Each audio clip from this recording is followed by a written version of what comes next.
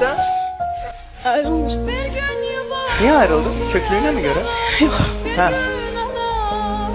3 ay yarımlık öğlen bitirdim. Bətnində. Ondan sonra psixoloji durumum pisləşdi. Çəkim qalxdı 140 ilə. Ayırdılar. Ayırdılar. Boşalttırdılar səni. Sevirdin mi onu? Və sevə-sevə ayrıldın.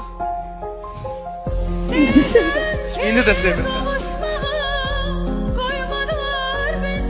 O senden sonra evlendi mi o?